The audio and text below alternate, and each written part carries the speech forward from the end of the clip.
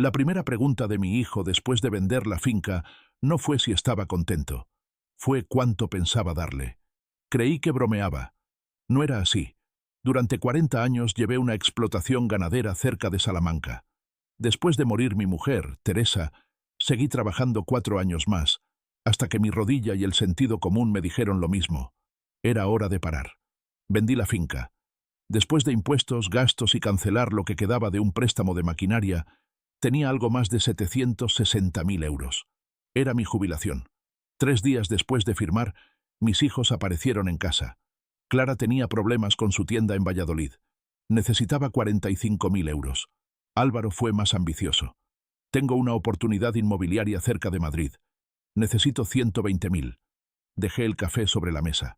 Entre los dos me pedís 165.000 euros. Álvaro se encogió de hombros. Te han quedado más de 750.000. Lo miré. ¿Cómo sabes cuánto me ha quedado? Ninguno respondió. Yo nunca les había dicho la cifra neta. Clara intentó quitarle importancia. Papá, sabemos por cuánto vendiste, pero no lo que pagué después. Álvaro se impacientó. ¿Qué más da? No te estamos pidiendo todo. Aquella frase me dijo bastante. Para él, el problema no era si tenía derecho a pedírmelo. Era cuánto podía permitirme entregar. Clara, enséñame las cuentas de la tienda y las revisaré contigo. Álvaro, tráeme los documentos de esa inversión. Su cara cambió. ¿No confías en mí? Me pides 120.000 euros. Quiero saber para qué. Apartó la silla. Olvídalo. Una inversión legítima no suele desaparecer cuando alguien pide ver los papeles. Antes de marcharse, Clara se quedó junto a la puerta. Papá, no hagas ningún cambio importante con el dinero todavía. ¿Qué cambio? Miró a su hermano. Álvaro abrió la puerta. Vámonos. Aquello me dejó incómodo. Fui al despacho y abrí la carpeta de la venta. El documento donde figuraban los 760.000 euros estaba encima de todos los demás. Yo siempre lo guardaba detrás del contrato. Alguien había revisado mis papeles. Esa misma tarde cambié las claves de mi banca online. A la mañana siguiente llamé al banco. Pregunté si alguien había intentado obtener información sobre mis cuentas. La directora tardó unos segundos. Ayer llamó una persona que dijo ser familiar suyo. ¿Le dieron información? No, pero dijo que posiblemente presentaría documentación para poder actuar en su nombre. Me incorporé. ¿Qué documentación? Un poder. Yo no he firmado ningún poder. Añadimos una verificación adicional a mis cuentas. Después llamé a Clara. ¿Álvaro habló con mi banco? Silencio. Sí. ¿Por qué? Dice que estás tomando decisiones demasiado importantes tú solo. Casi me reí. Tengo 68 años, Clara. No 8. Ha hablado con un abogado. Eso me hizo callar. ¿Para qué? Para saber qué opciones hay si empiezas a gestionar mal tu patrimonio. Un minuto después me envió una captura de un formulario que Álvaro había recibido de un despacho. Preguntaba por cambios de memoria, comportamiento y capacidad para tomar decisiones económicas. Debajo alguien había escrito: desde la venta de la finca se niega a ayudar económicamente a sus hijos. Nos preocupa que no esté gestionando correctamente su patrimonio. Lo leí 2 veces. Negarme a entregar 165.000 euros se estaba convirtiendo en prueba de que yo no sabía administrar mi propio dinero. Entonces llegó otro mensaje de Clara. Papá, hay algo que no te he contado. Álvaro dice que si no firmas voluntariamente, encontrará otra forma. No llamé a Álvaro. Llamé a Javier Montes, el abogado que había llevado la venta de la finca. Le envié la captura. Negarte a dar dinero a tus hijos no demuestra que seas incapaz de gestionarlo, me dijo. Pero guarda todo lo que recibas y no firmes nada. Eso hice. Después revisé mis cuentas, autorizaciones y documentos. Aquella misma tarde, Clara volvió a llamarme. Papá, he comprobado la inversión de Álvaro. Y no existe. La promoción cerca de Madrid era real, pero Álvaro no había reservado ninguna vivienda ni tenía participación alguna. Entonces, ¿para qué quiere 120.000 euros? Creo que está endeudado. Clara sabía algo más. La mujer de Álvaro, Natalia, había descubierto que meses atrás habían ampliado la hipoteca de su casa. Antes de colgar, le hice otra pregunta. ¿Álvaro sigue teniendo una llave de mi casa?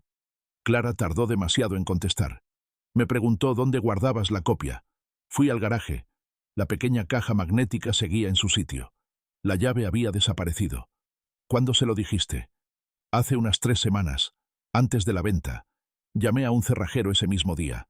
Luego revisé el despacho.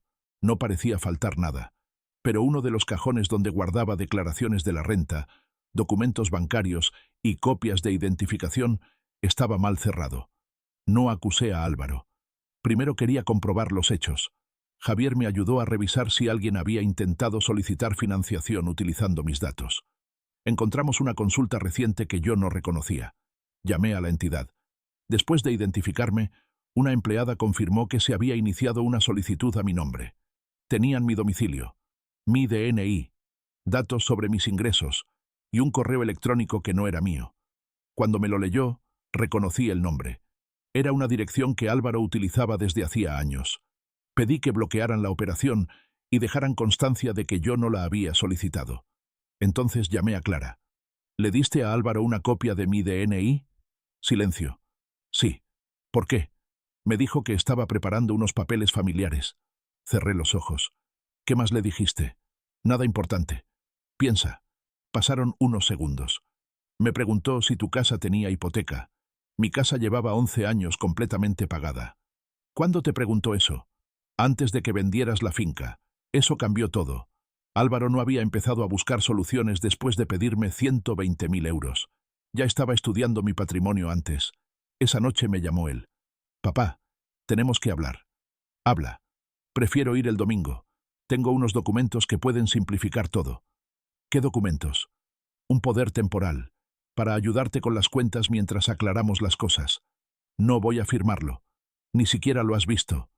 Han intentado pedir financiación con mis datos. Silencio. Luego preguntó. ¿Quién te ha dicho eso? No preguntó qué financiación. Eso me bastó. El domingo, Álvaro. Y trae la verdad, no otro formulario. Colgué. Menos de 10 minutos después llamó Natalia. Hablaba muy bajo. Ricardo, por favor, no le des los 120.000 euros. ¿Por qué? Porque no bastan. Cogí un bolígrafo. ¿Cuánto debe? Más de 280.000 euros. ¿Por la inversión inmobiliaria? No hay ninguna inversión. Eso ya lo sabía. Lo siguiente, no. Debe dinero por un negocio que salió mal, y una parte se la debe a un hombre llamado Sergio Valdés. ¿Qué tengo yo que ver con Sergio? Natalia respiró hondo. Álvaro le dijo que tú pagarías cuando vendieras la finca. Nunca he hablado con ese hombre. Lo sé. Entonces, ¿por qué le creyó? Natalia tardó unos segundos en responder. Porque Álvaro le enseñó un documento donde aparece tu firma como garantía de la deuda. Yo nunca había garantizado ninguna deuda de mi hijo. El domingo, Álvaro llegó con una carpeta. Clara también vino. Él no parecía contento de verla. Esto era entre papá y yo. Me pediste su DNI, respondió ella. También es asunto mío. Álvaro dejó los papeles sobre la mesa. Era un poder que le daba amplias facultades para gestionar mis cuentas y realizar operaciones en mi nombre. Lo leí sin prisa. Dijiste que era temporal. Puedes revocarlo cuando quieras. Entonces no lo necesito. Su mandíbula se tensó. Papá, intento evitar que tomes una decisión de la que luego te arrepientas. ¿Cómo negarme a darte 120.000 euros? Clara intervino. Dile lo de Sergio. Álvaro la miró. Después a mí. Natalia te ha llamado. Sí. Saqué la información de la solicitud financiera. ¿Usaste mis datos? Solo estaba comprobando opciones. Con mi DNI, no llegué a firmar ningún préstamo. ¿Y mi casa? Ahí dudó. ¿Qué pasa con tu casa? Sabías que estaba pagada antes de vender la finca. Clara lo miró.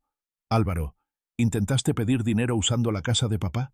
No se formalizó nada. Otra respuesta que evitaba la pregunta. Empujé el poder hacia él. No voy a firmar. Álvaro se inclinó hacia adelante. Si Sergio reclama ahora, puedo perder mi casa. Entonces busca un abogado. Necesito dinero, no un abogado. Necesitas ambos. Pero mi dinero no va a solucionar esto. Se levantó de golpe. Tienes 760.000 euros. Y siguen siendo míos. Soy tu hijo. Eso no te convierte en mi socio. Cogió la carpeta. Antes de salir dijo, cuando pierda todo, sabrás que podrías haberlo evitado. No contesté. Clara se quedó. Parecía avergonzada. No sabía que había llegado tan lejos. ¿Qué más le diste? Solo el DNI. Clara, pensó. También una copia antigua de unos documentos que mamá guardaba. Aquello explicaba demasiado. A la mañana siguiente recibí una llamada de Sergio Valdés. Don Ricardo, necesito confirmar algo con usted. Me envió un documento. Según aquel papel, yo garantizaba hasta 220.000 euros de la deuda de Álvaro. Abajo estaba mi nombre y una firma parecida a la mía. ¿Es suya?, preguntó Sergio. No. Hubo un silencio. Álvaro me dijo que usted había aceptado cubrir la deuda después de vender la finca. Álvaro le mintió. Sergio no discutió. Luego añadió algo peor. Ayer me trajo copias de sus declaraciones de la renta para demostrar que podía responder por el dinero. Sabía exactamente dónde guardaba esas declaraciones. En unas cajas que todavía quedaban en el antiguo despacho de la finca. Conduje hasta allí. Una caja estaba abierta. Faltaban varios documentos fiscales y una antigua solicitud bancaria con información personal. Esta vez dejé constancia formal de lo ocurrido y llamé a Javier. Álvaro me llamó antes de que terminara. ¿Has denunciado lo de los documentos? He comunicado que faltan. Yo los cogí. Al menos ya no mentía sobre eso. ¿También firmaste mi nombre? Silencio. Sí. Me senté. ¿Qué pensabas hacer? Pagar a Sergio antes de que tuviera que reclamarte nada. Con mi dinero. Te lo habría devuelto. Primero te dije que no. Después buscaste una forma de utilizarlo igualmente. No respondió. Eso era exactamente lo que había ocurrido. Antes de colgar pregunté, ¿estás haciendo todo esto solo? ¿Qué quieres decir? Quiero decir si alguien más tiene mis datos. Álvaro tardó demasiado. Papá, déjalo. Colgó. 2 horas después Javier me llamó. La segunda consulta financiera que habíamos detectado estaba relacionada con una operación de 230.000 euros, respaldada por el valor de mi vivienda. No se había completado. Mi casa seguía a salvo. Pero en el expediente aparecía un teléfono de contacto. No era de Álvaro. Era de Óscar Medina, su socio. Hasta entonces había pensado que mi hijo estaba desesperado. Ahora sabía que había al menos 2 personas haciendo planes con mi patrimonio. El nombre de Óscar cambió mi forma de ver el problema. Ya no se trataba solo de un hijo intentando salir de una deuda. Había un socio que conocía el valor de mi casa y había participado en una operación utilizando mis datos. Javier pidió que la entidad conservara toda la documentación.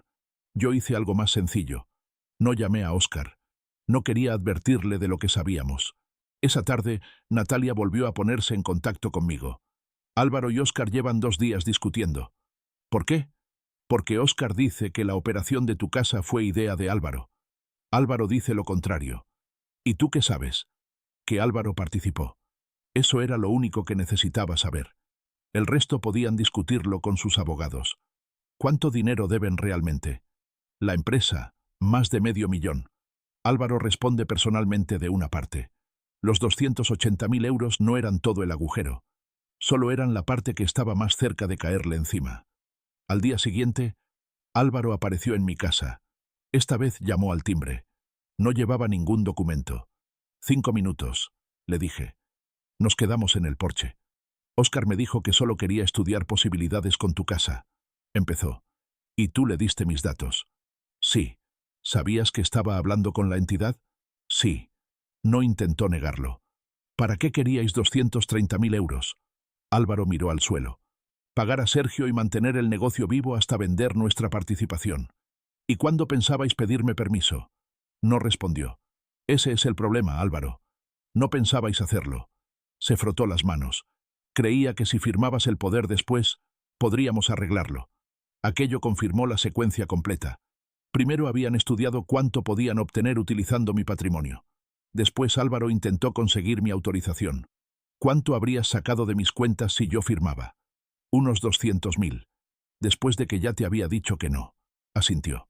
Por primera vez, no añadió ninguna excusa. Necesitas un abogado, dije. Ya he hablado con uno. Eso sí era nuevo. Me ha dicho que tengo que contar la verdad a mi empresa antes de que la descubran por otro lado. Álvaro podía perder el trabajo si reconocía su participación oculta en el distribuidor. ¿Vas a hacerlo? Sí. Era la primera decisión que tomaba en meses que podía empeorar su situación inmediata en lugar de esconderla. Antes de marcharse preguntó, ¿vas a pagar algo de la deuda? No.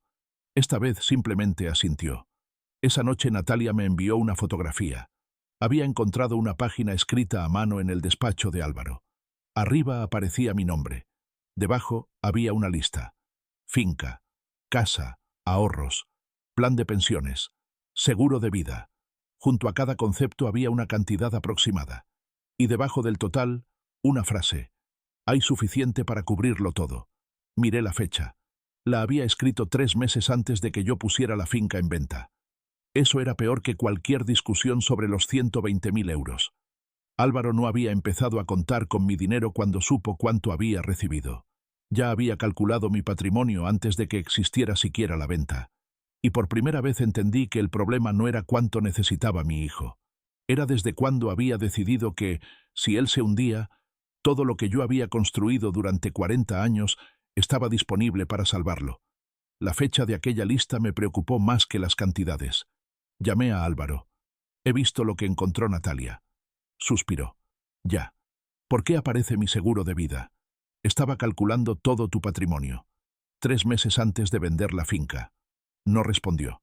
¿Pediste dinero contando con que yo terminaría pagando? No al principio. ¿Cuándo entonces? Cuando el negocio empezó a hundirse. Por fin entendí la lógica. Álvaro no había pensado. Mi padre puede ayudarme. Había pensado. Mi padre tiene suficiente para sacarme de esto. No era lo mismo. ¿Por qué no me contaste la verdad? Porque sabía que dirías que no. Y aún así seguiste utilizando mis datos. Sí. No hubo excusas esta vez. Eso no arreglaba nada. Pero al menos habíamos dejado de discutir sobre hechos. 2 días después, Álvaro informó a su empresa de su participación en el distribuidor. Lo suspendieron mientras revisaban contratos, correos y operaciones relacionadas con Óscar. También entregó a su abogado información sobre el documento con mi firma y las solicitudes financieras.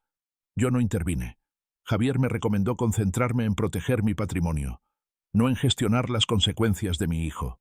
Así que revisamos mis autorizaciones. Si algún día yo no pudiera ocuparme de mis asuntos, ninguno de mis hijos tendría control individual sobre mis cuentas. Habría supervisión profesional independiente. No cambié el testamento. No quería confundir protección con venganza. Clara vino a verme esa semana. Traía las cuentas definitivas de su tienda. Voy a cerrar, dijo. ¿Estás segura? Los 45.000 euros solo habrían retrasado lo inevitable. Había encontrado trabajo en el departamento de compras de una cadena hotelera. Ganaría menos de lo que esperaba ganar con su negocio, pero dejaría de pedir dinero para mantenerlo abierto. Antes de irse me dijo, debí preguntarte qué querías hacer tú con el dinero de la finca. Aquella frase me sorprendió. Ninguno de mis hijos me lo había preguntado. Jubilarme, respondí. Nada más complicado. El viernes llamó Natalia. Han despedido a Álvaro. Su empresa había encontrado suficiente información sobre su relación con el distribuidor. ¿Cómo está? Mal. Pero su abogado dice que al menos está colaborando. Luego añadió, vamos a vender la casa. Sentí pena por ellos. Pero no saqué la chequera. Esa era precisamente la diferencia que Álvaro había intentado borrar durante meses. Podía preocuparme por mi hijo sin asumir sus deudas. Podía quererlo sin financiar sus decisiones. Aquella noche él me llamó. Papá, si vendemos la casa, ¿ayudarías a Natalia con la entrada de un alquiler si lo necesita? Pensé antes de responder. Una ayuda razonable, sí. ¿Y conmigo? Si necesitas comer o un lugar donde dormir, no voy a abandonarte. Hice una pausa. Pero no pagaré a Sergio ni cubriré las pérdidas del negocio. Lo sé. Esta vez no intentó negociar. Antes de colgar dijo algo que no esperaba.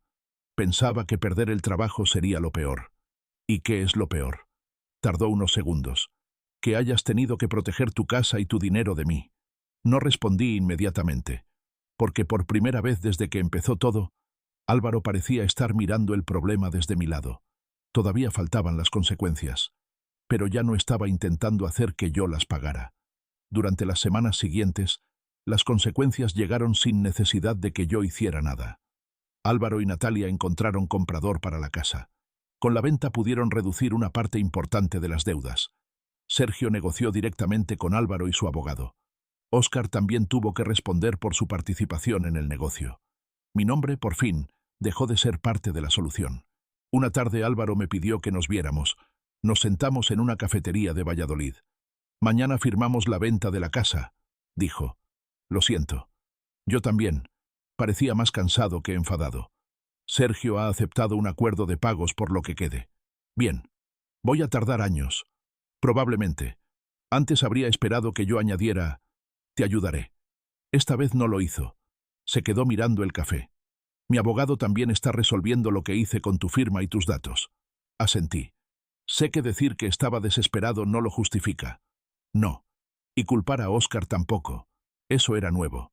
Durante meses, Álvaro había tenido una explicación para cada decisión. Ahora empezaba a asumirlas. Hay algo que nunca te pregunté, dijo. ¿Qué? ¿Qué ibas a hacer realmente con los 760.000 euros? Casi sonreí. Vivir. Me miró. ¿Solo eso? Arreglar la casa. Viajar alguna vez. Tener suficientes si dentro de 10 años necesito ayuda. No depender de vosotros. Álvaro bajó la vista. Yo veía ese dinero y pensaba que te sobraba. Porque lo mirabas desde tus problemas, no desde mi vida. Asintió. No había mucho más que decir. Clara empezó su nuevo trabajo poco después.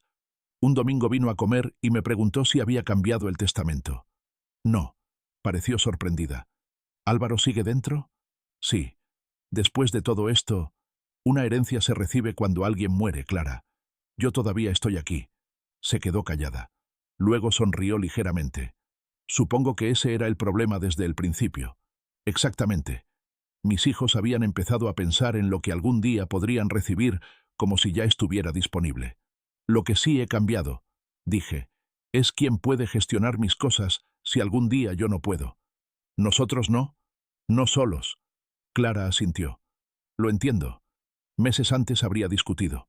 Ahora no. Cuando Álvaro y yo salimos de aquella cafetería, se detuvo junto a mi coche. Papá. ¿Sí? Lo siento. Esperé la explicación. No llegó. No dijo que Óscar lo había presionado. No habló de Sergio. No mencionó el miedo a perder la casa. Solo añadió, no tenía derecho a hacer planes con lo que era tuyo. Aquella fue la primera disculpa que realmente me sirvió. No porque reparara el daño, porque demostraba que por fin entendía cuál había sido. Lo perdoné. Pero perdonarlo no significaba devolverle las llaves. Eso tendría que ganárselo con el tiempo. Durante los meses siguientes Álvaro y yo hablamos poco. No porque dejara de ser mi hijo, porque la confianza no vuelve al mismo ritmo que el cariño. Él encontró otro trabajo, peor pagado que el anterior. Natalia y él se acostumbraron al piso de alquiler y siguieron pagando sus deudas. Clara, por su parte, se adaptó a trabajar para otra empresa. Ninguno volvió a pedirme dinero. Eso ya era un cambio. Casi un año después de vender la finca, Álvaro vino a casa para ayudarme con unas estanterías del garaje. Cuando terminamos, nos sentamos fuera con 2 cafés. ¿Volverás a confiar en mí algún día?, preguntó. Pensé la respuesta. Como antes, no. Asintió. Pero eso no significa que no podamos tener una buena relación. Me miró. ¿Cuál es la diferencia? Puedo quererte sin darte acceso a mis cuentas. Sonrió ligeramente. Justo. Yo también sonreí. No necesitábamos convertir aquello en una gran reconciliación. Los 760.000 euros siguieron siendo mi jubilación. Arreglé el tejado. Cambié mi coche de 17 años. Hice un viaje por Asturias con un amigo. Y mantuve el resto bien organizado. No desheredé a mis hijos. Algún día recibirán lo que quede, pero ya no pueden tratarlo como un adelanto. Un domingo, después de comer juntos, Álvaro se detuvo junto a la puerta. Papá, ahora entiendo algo. ¿Qué? Cuando vi el dinero de la finca, pensé en todo lo que podía solucionar para mí. Nunca pensé en lo que significaba para ti. Asentí. Eso había sido exactamente el problema. Después se marchó con Clara. Cerré la puerta y guardé la llave de repuesto en el lugar donde la guardo ahora. Ellos no saben dónde está. Y está bien así. Porque perdonar no significa volver a cometer el mismo error. Trabajé más de 40 años para construir aquella vida. Mis hijos siguen formando parte de ella. Los sigo queriendo. Y si algún día necesitan ayuda de verdad, estaré ahí. Pero aprendimos una diferencia que ninguno volverá a olvidar. Ser mi familia les da un lugar en mi vida. No les da derecho a disponer de ella.